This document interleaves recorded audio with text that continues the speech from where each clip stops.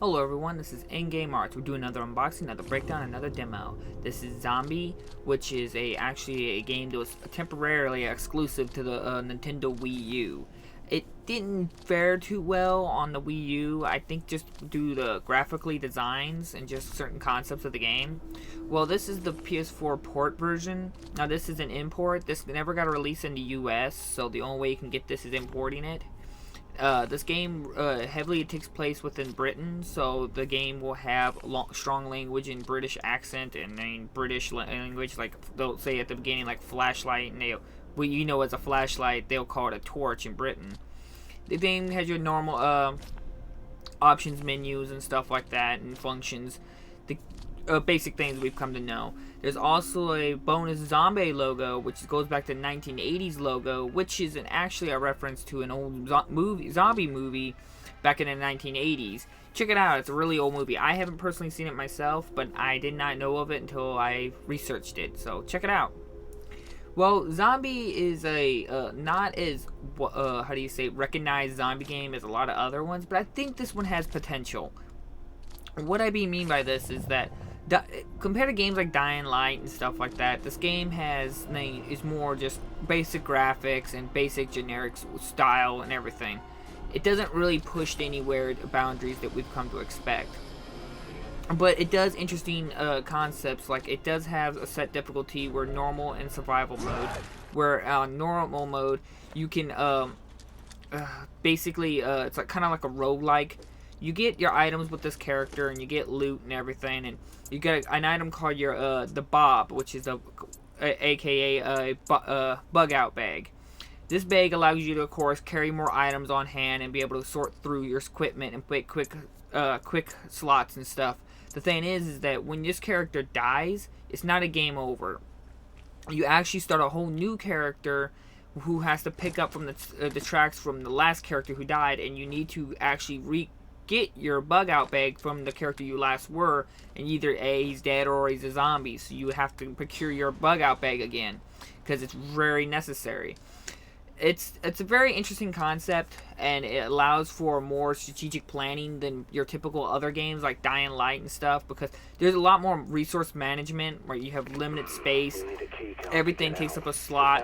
It's kind of like has a mixture of Resident Evil style, where you had a limited space in your inventory. You have a special device as well in the game that it's been given to you, but through a contact in the game. This device allows you to mark enemies and mark items that you can loot, and lets you know what's grabbable and what's pick-upable, and something that should be of your interest to look into. There's also the little GPS at the bottom right corner. It gives you a map and stuff, and gives you a layout of the level. Now, this is not always the case. Sometimes it will be blank, and you would have to scan a certain device to actually register to make the GPS work. The game is more it reminded me more of Condemned. I don't know if anyone knows that game. It's like you're a cop and you're a detective and you got all these gadgets and you're trying to solve a crime. And you're working with very limited resources as well in that game. Guns is not like the main focus in the game. It's more about the melee combat and survival. This game really reminded me of Condemned, but with zombies. It's not a bad game, and it's something I think you all should look into maybe getting at some point, or just try it out. It's not a really hard game, and it was free on PlayStation Plus at one point. The game is more focused, like I said, in survival aspects. It's like Dying Light, but constant, where back in the Dying Light, if you get in the open world and stuff, at the beginning you're very survival, but later on you become some dominant powerhouse that never has to worry about anything. This game has a lot more, it's more enclosed, yes, it's not some big open world, but it definitely feels you entrapment. It makes you feel the original Resident Evil style, and I really like that. Now, most people know I'm not big in open world games, so this kind of game is very, very good to me. Other than that, there's also weapon crafting, upgrading, and stuff like that, so that's why it's more crucial in case your character dies and he drops all of his loot, that you have to start a whole new character and get that loot bag because he's got all the good equipment that you've been upgrading. You have a storage house. You can store your items and stuff like that. Check out your cameras. You can actually port to new sections of the city of London.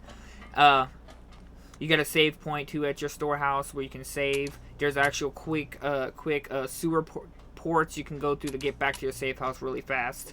It's a very interesting game. The only big flaw is its highest difficulty removes the roguelike style where you no longer switch out characters. Once you die, you completely die. I thought this was a little weird because I think the game's main focus was the ability to, you die, you can start as a whole new character. Removing that function seemed a little weird to me.